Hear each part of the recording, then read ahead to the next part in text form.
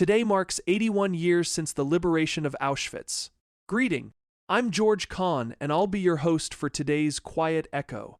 I am a Muslim. My wife Aisha is Muslim. Our children are being raised in the faith of our fathers.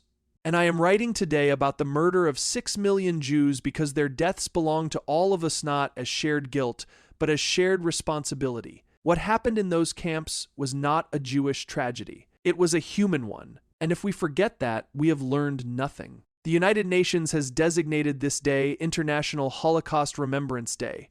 The theme this year is Holocaust Remembrance for Dignity and Human Rights. Those are good words, but words are cheap if they don't change how we live. Earlier this month, Teresa wrote about Eva Schloss, Anne Frank's stepsister, who is still alive at 96, still telling her story, still warning us. Dan wrote about the duty to remember. And I keep thinking about something Eva said in an interview years ago. The Holocaust didn't start with gas chambers. It started with words. Words like they. Words like those people. Words that draw lines between us and them, between neighbor and stranger, between human and something less. The killing came later. First came the language that made the killing possible. I run a healing circle here in Cedar Valley for people re-entering society after prison.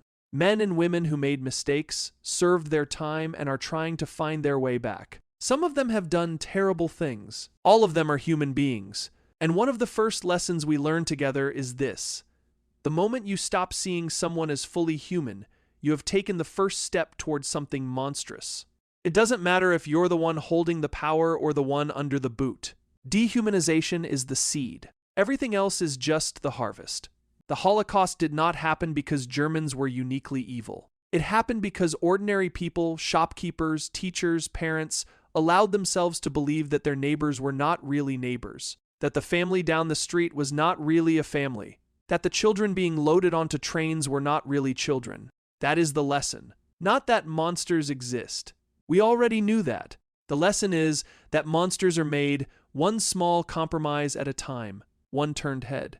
One silence when speaking would have cost something. One joke that wasn't really a joke. One law that seemed reasonable at the time. Here in Cedar Valley, we have learned the hard way what happens when fear gets louder than love. When my family first arrived, not everyone was glad to see us. There were words.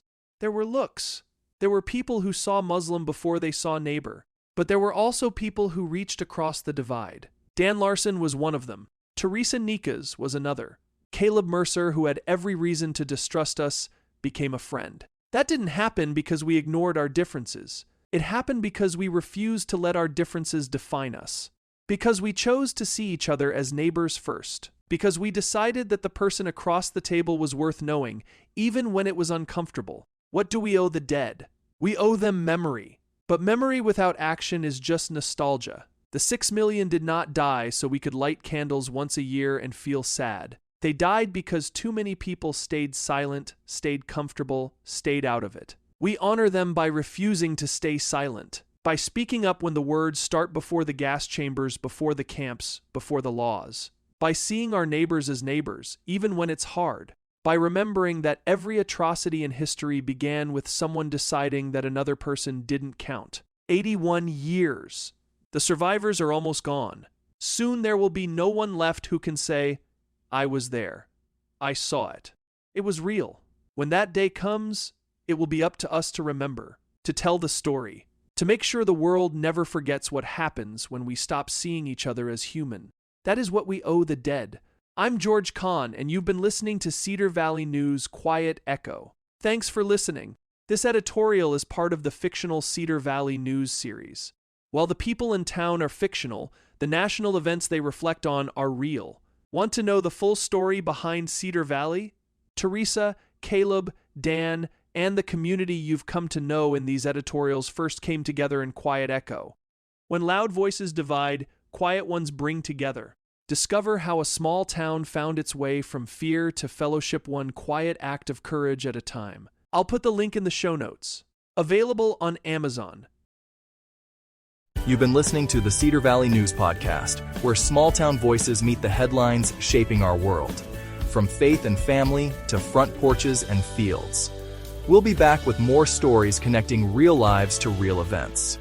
Until next time, keep your porch light on, your faith strong, and your heart open.